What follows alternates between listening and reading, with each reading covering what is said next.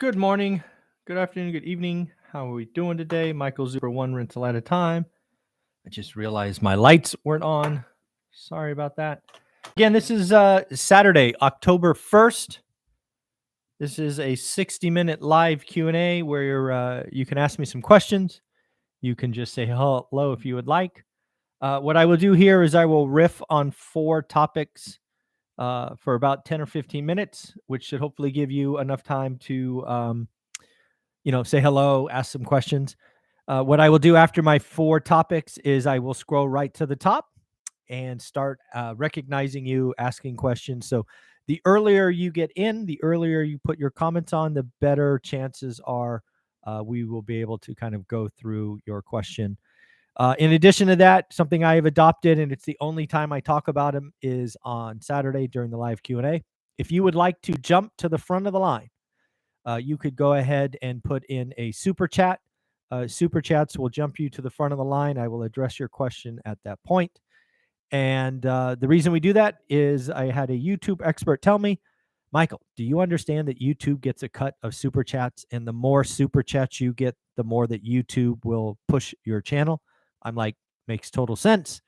So given we will be going for 60 minutes, and over the last month or so, I've not been able to complete all of the questions.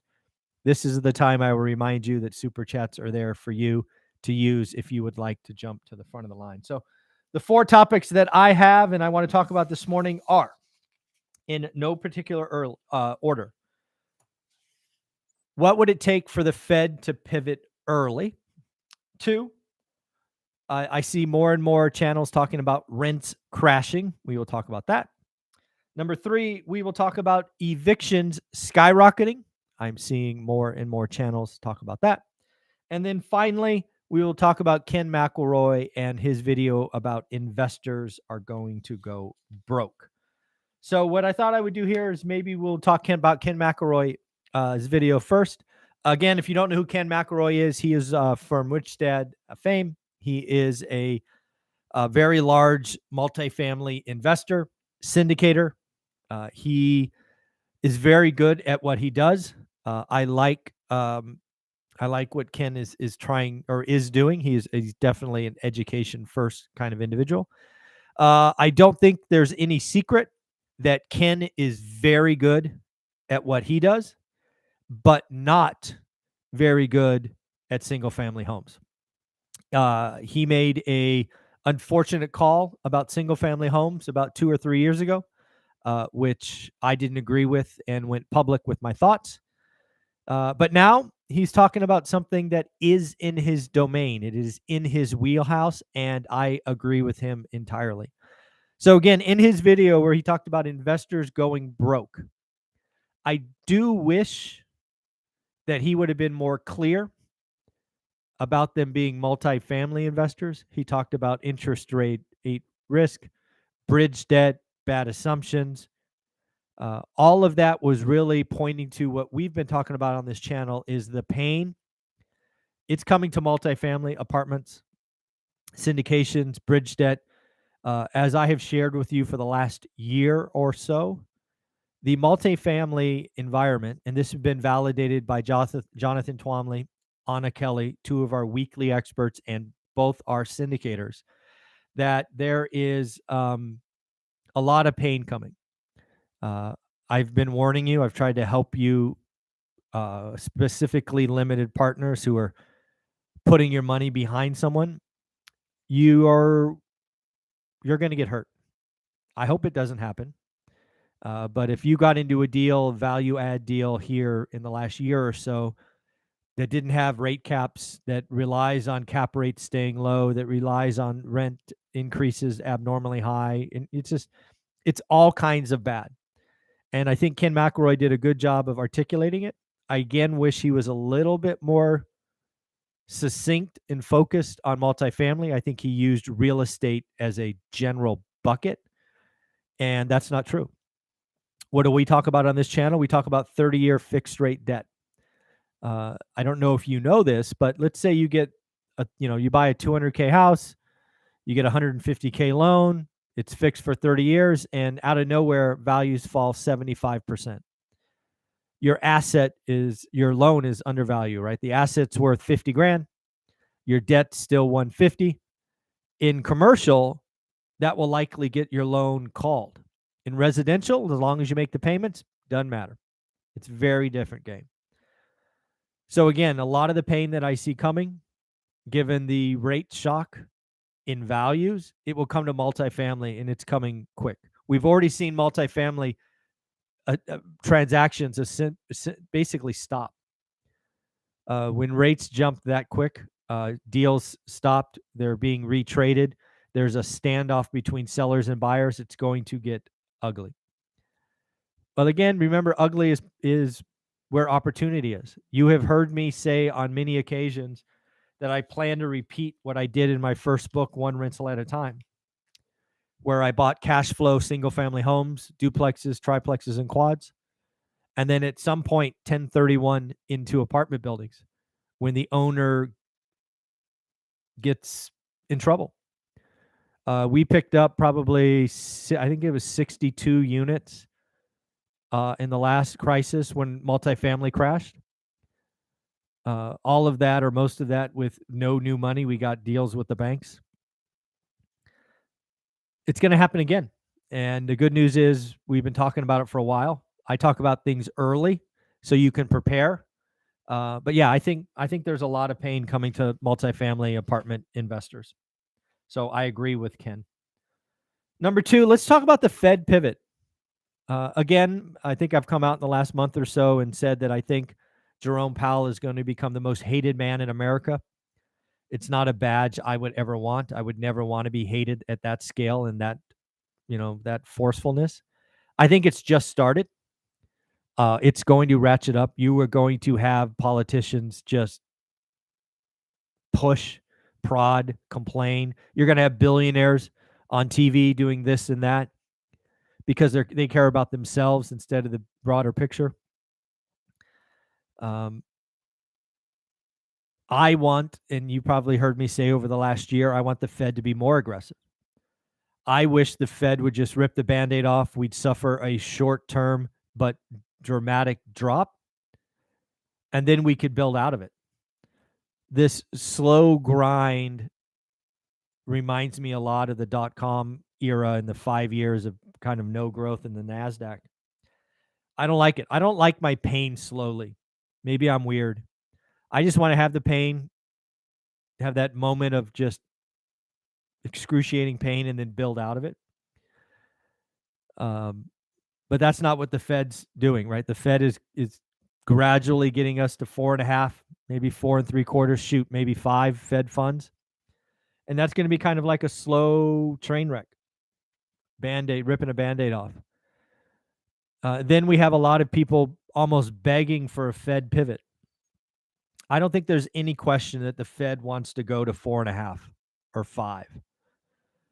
But I'm willing to admit we could have a Fed pivot before they get there. We absolutely could. But I want you to remember this. The Fed is focused on, let's just say, 5% federal funds rate. They've got 200 basis points to go. If they deviate from that plan at all, it means we have had a significant market accident. So what I would tell you is be careful what you wish for. Seriously. If you're out there wishing for rates to go back to 0 or whatever they are, that means something pretty dramatic broke. And we have to flood the system more and just let inflation in a la the 70s all over again. I certainly don't want that. I would like nothing better than by the end of the year we're at 5% federal funds rate. The car market blows up because nobody can afford it, so we get some resets there. Housing blows up, no transactions.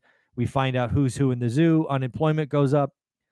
Maybe foreclosures go up. Whatever. Just get it over with already. And let's have the system reset itself. And yes, that means billionaires will lose a lot of money. That means 401ks will go down. But if you don't have to sell, they will come back, right? This is not the market is not going to go to zero, right? That's not how it works. Capitalism, part of capitalism is a cleansing process. It's called a recession. And we have ignored or tried to prevent recessions for too long. It doesn't feel good to say it, but that's what I believe. I think recessions clean the system. It gives operators who got over aggressive, over leveraged to clean up, declare bankruptcy, and start anew. So I want to remind you that if you are really hoping for a Fed pivot, realize that you are calling for a nasty market accident. Maybe you want that. Maybe you don't. I certainly do not. All right, let's talk about rents crashing. Rents crashing. More and more folks, at least in my comments, are screaming that rents are crashing. Everything that I have seen is rents are decelerating. If you go back and you just search rents on my channel, you will see about 6 months ago, I talked about rents slowing down. I believe it's part of the system. I believe rents went up too far, too fast. I believe some of that was just stimulus ballers and whatnot, agreeing to pay and maybe signing up for too much rent. Rents should not go up 11, 12% a year. It should be far more like 3%. Maybe there will be some areas that have a lot of migration, but again, nationally speaking, rents should not go up 11, 12%. That's not normal. That's not natural. And that's a probably 2, maybe 3 standard deviations away from normal. Anytime things go 3 deviations from normal, you have there's a comeuppance. Either it crashes, right, or pulls back, or you have wages over time inflate into that number.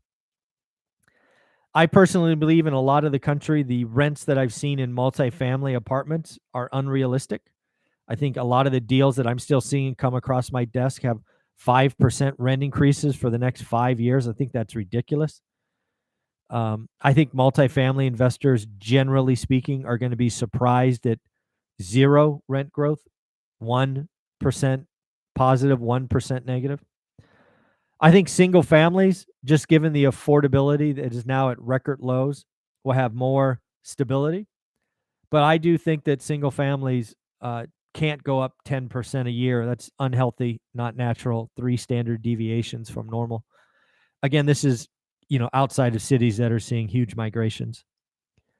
I think one of the things that's going to be unfortunate about the Fed rate cycle is they're going to drive housing affordability down, which will actually make rents go up. It's kind of supply and demand, maybe, a first and second order step. The first order is rates go up, housing is unaffordable. That doesn't change the opinion that people like to live in homes versus apartments, generally speaking. So that's just going to up the demand for homes and keep rents, might keep rents escalating. Not to mention, at least as of last year, I don't have current year numbers. The supply of single family rentals is actually going down. What a lot of people don't realize is the government overreach has caused some mom and pop landlords to decide to sell. So again, you have increased demand as housing is unaffordable. People still want homes, so they rent, and you have lowering supply. That's a very bad combination. And then finally, let's talk about evictions. Evictions are skyrocketing. Again, I think this is much like the foreclosures. We need to clean out the system. Basically for a year and a half or 2 years, basically tenants were not being evicted because this or that organization was paying their rent. Again, stimulus ballers didn't have to pay rent. They didn't pay their student loans, didn't pay car pay. They didn't pay anything, and they still had money. So they balled out. And yeah, evictions are going to go up on a percentage basis, and it's going to be pretty high, just like foreclosures. Foreclosures could go up 4, 5, 600% and still be a big fat nothing burger. I think evictions are going to go up. I can speak from personal experience. We had a collection of folks who were living off stimulus money, and got used to it, and now just thinks the government's supposed to pay their rent. and it stopped paying, so they have to be evicted. We probably put, I don't know, 3 or 4 folks into the eviction process over the last 45 days that think the government will just pay their rent for the next 10 years, and that's not how the system works. So, yeah, evictions are gonna go up. It's unfortunate. I think as unemployment goes up, evictions might go up even more. It's just, again, it's part of the cleansing process. It's not fun, it's not fair, it's not what anybody would hope for, but it is part of the process. So, those are my 4 thoughts on Fed pivot. Be careful what you wish for. Rents crashing. I think there's certainly more risk in apartments than single family homes. My thoughts on evictions skyrocketing. It's kind of no duh. The denominator was so low, any increase would make it look bad. And then I think Ken McElroy is right. Investors are going to go broke a lot in the multifamily commercial space. So those are my 4 topics. Let's see who wants to say hello, and let's see who has questions. Better Home Rental gets the nod for the first comment. Thank you very much. Yep, welcome to Q4. Kevin, good morning. How are you? Jeff, how you doing? What's up? Rental family, Team Sunny. What is your outlook on the economy once Gen X millennials start inheriting 76 trillion of boomer money when they start dying over the next 20 years? I saw that on the All, or heard that. No, I guess I saw it. I saw that on the All In podcast.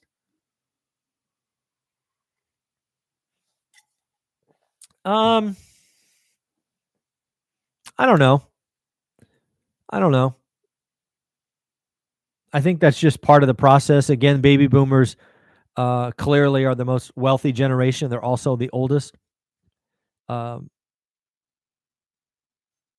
I think it'll just be passed down and go to charity, this, that, the other. I don't know that it really has. I mean, it'll certainly have some effect. People will feel richer. I don't know. I haven't really thought about it. Part of me just kind of feels that they don't all have the expiration date. It's not like, January this or that of this or that year, they all just poof. If that happened, that would be a flood of money all at one time, and that would be market moving. But I think the drips and drabs and, over 20 years, it's just kind of part of it. Yeah, I don't see it having an outsized impact. I don't think. Do you expect to see 8% mortgage rates in the next 2 quarters? No, I do not. Could it happen? Absolutely. My wild ass guess is no. It could happen. It absolutely could. I just don't see it. It's just a pure guess. Basically, what you're saying is 8% by March 31st. I don't see it. And, oh, by the way, I want to be clear. I see 200 base. I see the Fed potentially going to 5% Fed funds, and I still don't think. Well, let's be clear. Actually, I gotta step back. Investor loans, Matt, absolutely 8%. I was answering the question, owner occ, 20% down, best credit, right? Kind of the best rate anybody can get. I think that stays in the 7, but investor loans are in the 8s today. So again, I guess I was answering the owner occ, 20% down, best credit. I think I don't. No, I don't. But could it? Absolutely. Absolutely. B Delight, how are you? Good morning. Denny, good morning. How are you? Watched your video with student Sean yesterday. My average yield for my buy box and my next house hack is all over the place because I'm putting 3.5% down, ranging from negative 103, ouch, to 6%. Yeah, that's pretty crazy. Does it make sense to analyze house hacks if I'm putting 20% down? I mean, you certainly could, Kevin. I wouldn't do that, frankly. I really want to know. I want to know what's the yield on my return. I would argue, Kevin, that a house hack is it really doesn't fit the spreadsheet's intention because you're going to live there, right? The house hacking is the cheat code to wealth, not because of an amazing cash on cash return. It is the cheat code to wealth. It is the income snowball. It is all of those things because you are taking your biggest expense and taking it close to zero and sometimes positive, being paid to live somewhere. Yeah. So again, I don't, the spreadsheet was really intended to compare like for like yields and assets producing income. And again, a house hack is kind of different because you're taking out your largest expense. I mean, it might be interesting just for the intellectual idea to take 10 house hacks and throw it in there to see what's what. I guess I could see that. Yeah, I guess let's be fair. I would certainly do that. I'm a numbers guy and I would geek out on that. So I got to be honest, I think I would do it. But I don't know. I just like to know where my cash is going. Again, 3.5% down, and how much is coming back. And again, I think the house hack is unique because it also takes your largest expense and takes it lower. Yeah. I would actually probably want to see how you're calculating that because that's an interesting thought. I'm just trying to, because I've never done a house hack. I've been very clear. I wish I did. I wish I house hacked at 20. Because I'm just thinking about the spreadsheet, and it really the spreadsheet as it's currently configured, and maybe you've put it in there, it doesn't include reducing your largest expense. Let me explain how I'm playing these numbers out in my head. Let's just say, normally speaking, if you're going to live by yourself or rent, it's $2,000. Right? That $2,000 in expenses doesn't show up on the spreadsheet, but if you house hack, maybe you end up living for $400. So you haven't probably calculated that you're saving $1,600. I think that $1,600 needs to be included somewhere. It's not in the spreadsheet today. Why would it be? I didn't house hack. I don't have this experience. But I think in that example, that $1,600 a month needs to be included. Now, where would I put that? Where would I put that?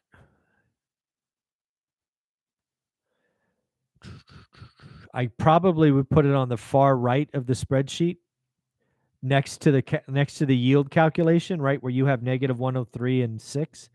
I would probably add a column that says yearly income snowball, right? So in this example, you would take 1,600 times 12. That would produce $19,200. And so you have a yield plus you have an extra savings of $19,000. I think that's what I would do. And again, I just played that through in my head, so I could be wrong. That's what I was thinking. Hey, Jeffrey, how you doing, buddy? Hope you're feeling good. Has anyone ever asked the Fed why their rearview mirror is bigger than their windshield?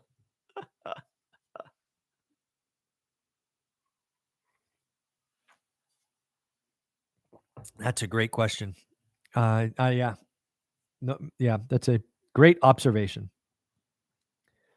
Who is ever carrying the underwater note will be stuck with it. They cannot sell it on a secondary market and cannot accelerate it. Yep, absolutely. That was Jeffrey's referring to our earlier example of a $200K house being worth $50K and the note at $150.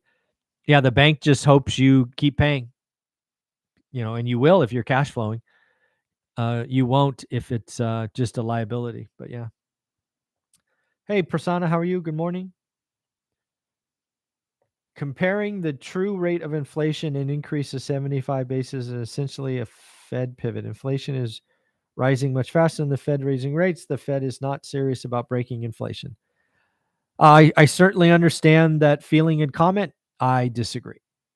I think the Fed is as intentional as they can be. Now, will they be successful? Will they be successful soon? but I think that is a misrepresentation, in my opinion. I believe Powell is as focused on inflation as any Fed president at this point. I think he knows he can't. I think he knows he can't raise it 200 basis points a meeting. It would break the worldwide economy. So I understand the words, but I respectfully disagree. I'm not sure what else he could do. He's in a I talk about it. I don't know. I mean, seriously, ask yourself this question. Which job would you like least? Being the president of the United States or the Fed president? Arguably the two most important people in the world economy. Arguably. Certainly in the top 10. I don't want those jobs. No, thank you. No, thank you. With the trend towards deglobalization, do you see industrial space rising quicker in value compared to other real estate? Oh, interesting.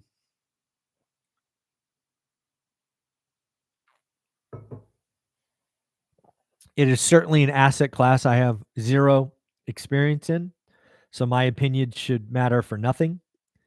But yes, generally speaking, I think the U.S. will be manufacturing more stuff in a decade than we do today.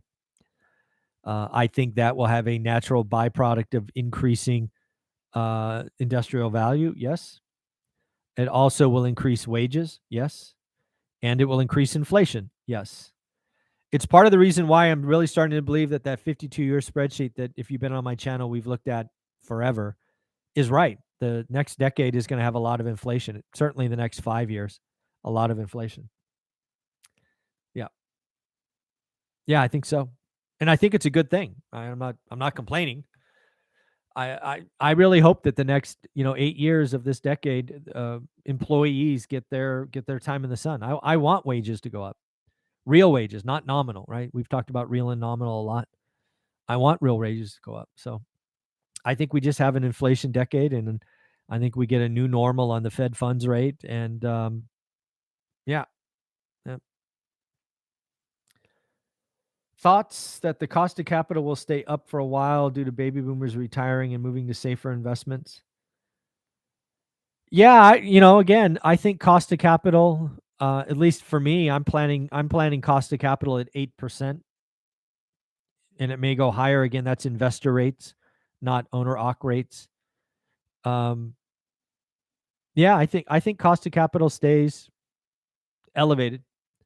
I think it stays at 8%, and it causes all kinds of pain.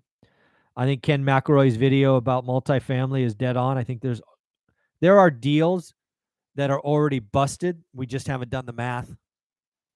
I think again, what do I talk about? 30-year fixed rate debt. A lot of people are getting variable rate debt commercial. Long term, right? Don't get 3 months like Dave Ramsey did and went bankrupt. Get 10 years if you're going to go variable. Don't get aggressive, right? Don't overpay for your flips and ARVs and burrs and all this other stuff. There's a lot of investors who don't do the work. They just play with momentum. And when you do that, the casino usually wins, and there's going to be a lot of pain. If you watch my channel, we've made some very great calls, right? We bought homes, then we 1031 to apartments, then we got private capital, and we refied loans, we flipped when it was easy. We've been doing some amazing things at one rental at a time that really goes kind of sight unseen. It's because we look at it every day. So what are we doing today? Cost of capital 8%. What am I doing? I'm looking for seller financing. I'll do a deal at 10% interest, but it has to cash flow day one. Nothing I do changes. Cost of capital is one variable. So what am I doing? I'm looking for seller financing deals, creative financing. I'm just going to try to shop where, others are. So yeah, I think it's a great time. I'm not afraid. We borrowed money sub 4, put it away, sitting there as dry powder, and I'm excited for what's coming. Matt, you can't have capitalism without bankruptcy. Totally agree. The capitalist system is not perfect by any stretch. It's the best I've seen. But yeah, you have to have a cleansing function. It's actually why I think student debt is such a travesty. It's one of the only debts you can't discharge in a personal bankruptcy, as I understand it. I believe you fix that one rule, we will start to have a better student debt. You're asking 18-year-olds to sign up for hundreds of thousands of debt. It's criminal, frankly. But yeah, I agree. Bankruptcy, recessions, all part of the capitalist system, and they're never fun, but they do create great opportunities, and I'm excited. It's hard to imagine rents crashing in low to mid-level rentals, maybe in luxury. Yeah, it's a supply demand thing. Absolutely. It's just where we are. Yeah. Yep, I agree. Los Angeles still has moratoriums and is killing landlords. Yes, they are. LA County in 5 years will have half. This is just a wild speculation, wild guess. They'll have, I don't know, 30 to 50% less rental units. Why would you ever be a landlord in Los Angeles County if they're going to institute unconstitutional things? If you're a landlord there, you get through this by your skin of your teeth, you kick out the tenants, you sell it, you move on, you move your money somewhere else.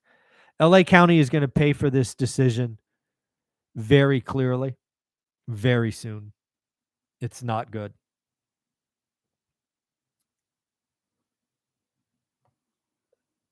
Canary in the coal mine, Invitation Homes.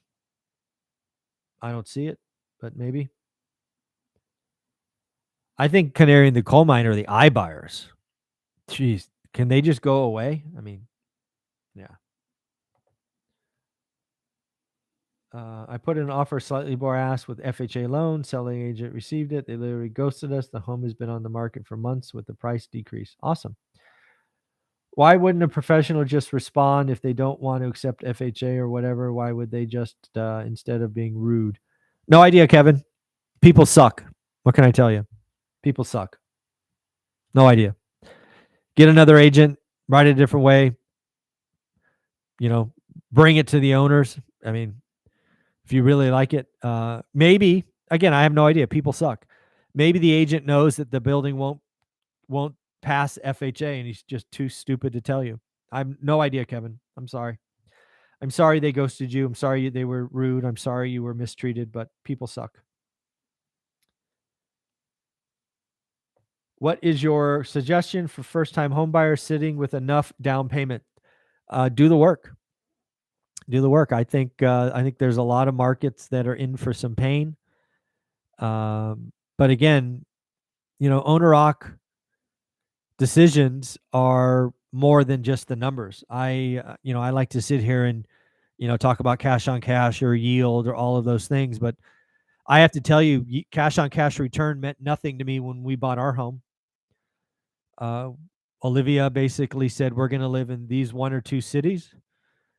We can afford X. And we went shopping. It took us 9, 10, 12 months to find something. That was my buy box, or our buy box back in the day. Yield or cash on cash meant nothing. We wanted to be in those 2 zip codes or those 2 areas because we wanted our daughter to go to those schools. It had nothing to do with cash on cash. If you were in the Bay Area where I live now, I think the Bay Area is in for some pain. I think the Silicon Valley has lost its luster. I think you have Google, Facebook, and others laying people off. I think the Silicon Valley is in for some pain. But I don't think all cities are in for pain. I just think there's some that clearly, Boise, Phoenix, Vegas, have some pain coming. I don't know. What's your risk appetite? How long do you plan to live there? There's lots of things going on. Lots of choices. Inca Warrior, how are higher interest rates going to solve shortages in food, shelter, and energy? Even if price decreases, I don't think these will become affordable in the near future.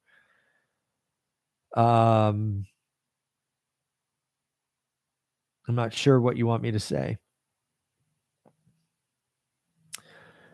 Well, as you know, I'm sure, and others likely know, cost of capital really goes into the shelter component. It's why we're going to have higher and higher CPI readings. It's one of the reasons you may get a negative feedback loop of higher and higher rents. It's a problem. Food, lots of other things going on, not to mention supply chain and weather and you know, fertilizer costs and all of those things. And then energy, just energy is a, you know, different animal. So I don't know. I'm not sure what you're fishing for or want me to kind of highlight there, but yeah, I mean, food inflation is, I mean, anytime you compare an inflation number to 1979, that's not good. PCE, I think, was like 12%, highest since 79. CPI had food at 10%, highest since 79. I mean, it's some bad stuff. It's why I've been warning about this for a while. Yep. Fed funds rate 4.75 and 10-year goes over 5. Sounds like a statement. Reasonable, yeah, certainly reasonable. Chris, Mike, when do you think your market gives you good, great returns on multifamily product?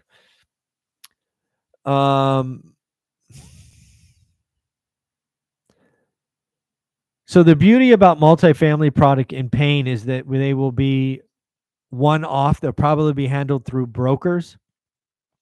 So I know the top 3 or 4 brokers in my market. Some of them will be handled by out of state, I'm sure. I would expect real pain.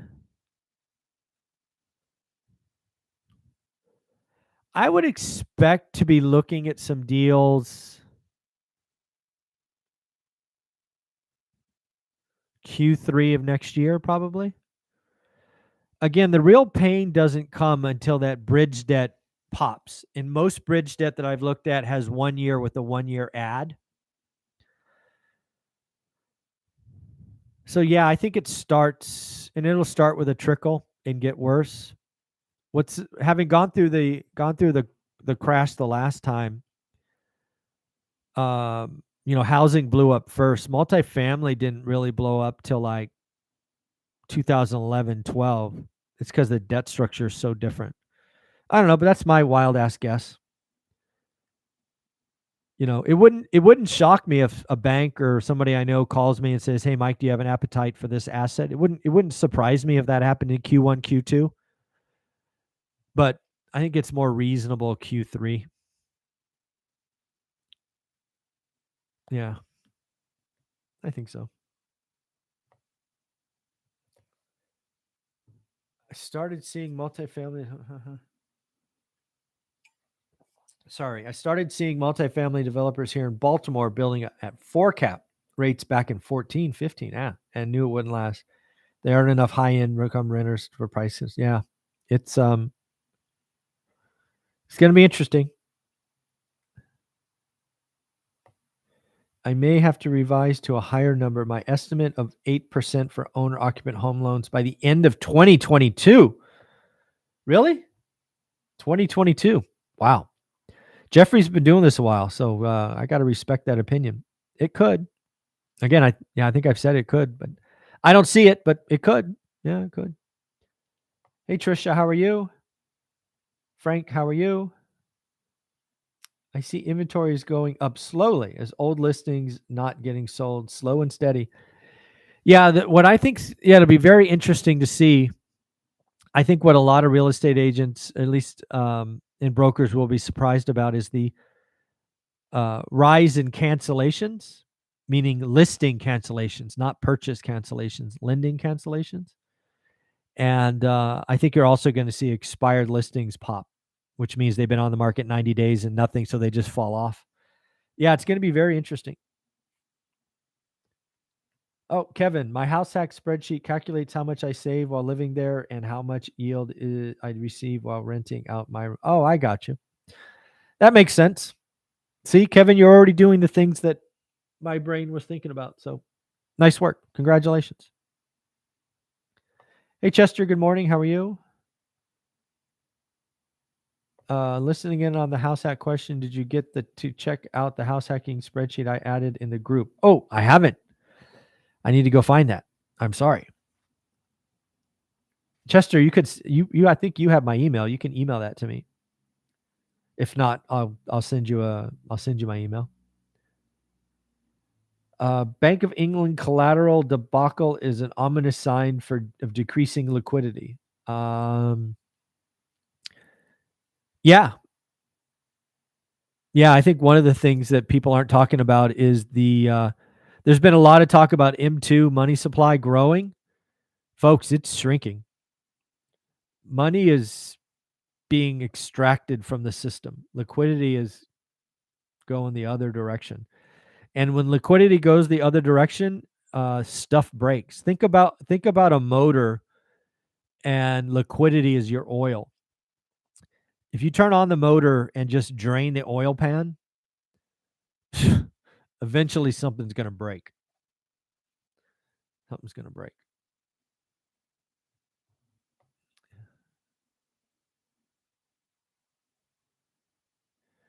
Why not sell with the tenants in the building in LA? You certainly could, but you're not going to get the value. Landlords don't want to buy tenants with problems, but they'll buy them at a cheap price. Oh, one of my dogs is getting sick. Hey, you okay?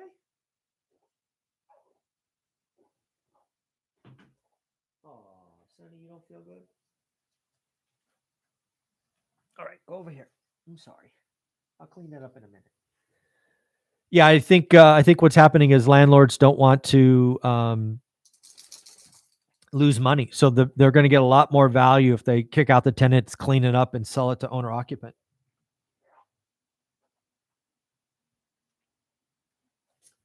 All right,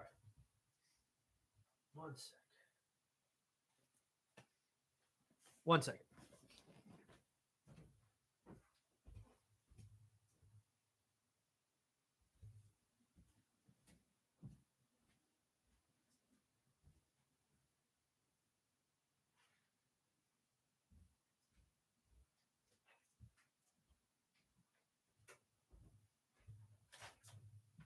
Come here, Sonny.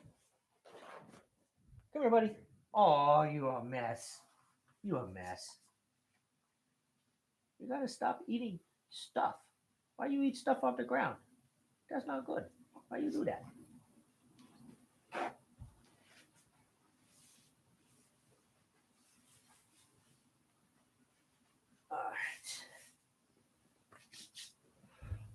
All right, we'll go for a couple more minutes and then I'll clean this up more.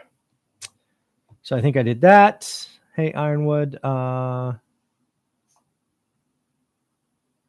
Almost half of the expired listings a month in September are from Open Door. That makes total sense to me. It'll be interesting to see if Open Door exists in a year. We'll see what happens. Would you leverage right now to continue to grow with rates this high, pay down the current properties you have with uncertain future in the economy? I don't know. I certainly wouldn't leverage more. No, I got debt out earlier. I wouldn't cash out refi today. No, I wouldn't do that. I don't think I would pay down debt either because all the debt I have is at low rates. What I would be doing today is stacking cash and looking for great deals. You got to, believe me, I would still do a great deal today if one came across, even if I was, 32 years old and doing this from the beginning, but only great deals. Nothing in my strategy has changed. I just will be stacking cash and looking for great deals and great deals only. I'm trying to stress this. I'm only doing great deals. Good left the building. Only do great deals. And that's why I'm looking seller financing. That's why I'm looking at days on market over 90. I am looking for a motivated seller. And I'm going to do a great deal and maybe a couple. So nothing changes in my strategy, but I certainly wouldn't borrow. I wouldn't do a cash out refi today at 8.5%. No chance. Stack cash, lower expenses, look for great deals. Nothing changed.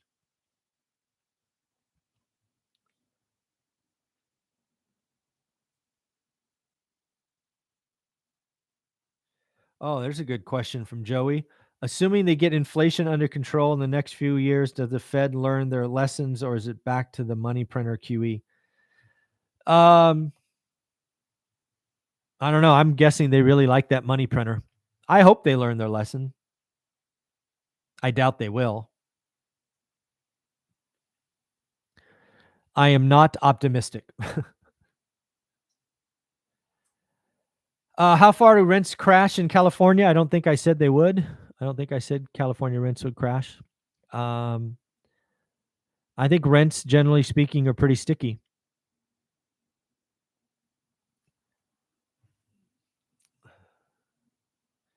Yep. No, Monica, I buy whatever the best yield is. Single family. I own, I don't know, I probably own 3, maybe 4 homes under 600 square feet. No, I haven't bought a large apartment building in 4 years. I actually sold an apartment in 2019 because I thought cap rates were stupid, and then I lost a $500,000 because of the pandemic, but I still think it was the right move. No, I'm much more of a residential guy, not an apartment guy.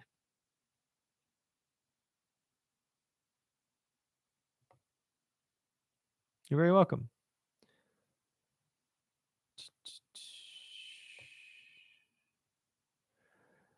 Would I consider Power a Keynesian economics guy? I consider Powell to be an attorney and a logical thinker. I don't believe in labels like that. No.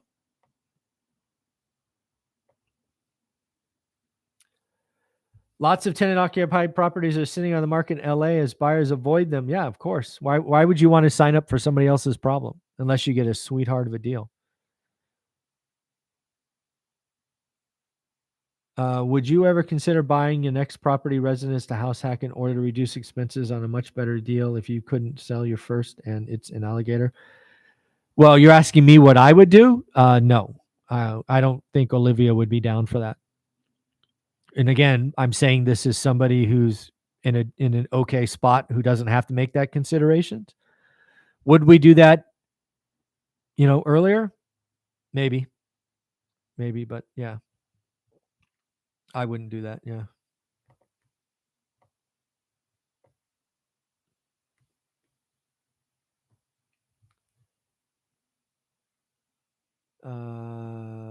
An inspection found electrical and plumbing issues that posed too much unknowns on the rehab costs, and seller did not budge.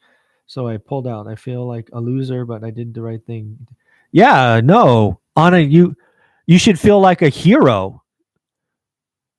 The best deal you ever do is the one that you don't do. So you just saved yourself huge unknowns, huge expenses. You would have destroyed your yield. Anna, you should celebrate backing out. You should celebrate backing out. Celebrate. You did the right thing. Now celebrate, acknowledge it, move on, find the next one. You did the right thing. You did the right thing. Don't beat yourself up for a minute. You did the right thing. Flush it, move on. If you have a dependent, elderly, fixed income parents and we're starting your journey over, what would you change with your strategy? So I have that. My mom is that. I'm not sure. I'm not really sure where you're trying to lead me. Nothing would change in my strategy. It seems like you're trying to lead me somewhere, Ryan, and I think I'm missing it.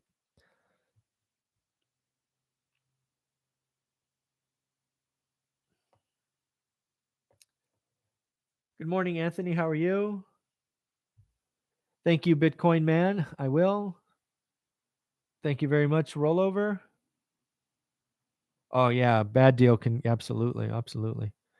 All right, folks. You know what I'm going to do? I'm going to shut this down. I'm going to take care of my little dog, Sunny, for a few minutes. And then again, if you're one of my students, remember in the Facebook group, we are going to do a deep dive on probate, the words, how to set up an estate plan as an investor, and then finally how to find deals and work with probate attorneys. So take care of yourself. Have a wonderful day. Bye-bye.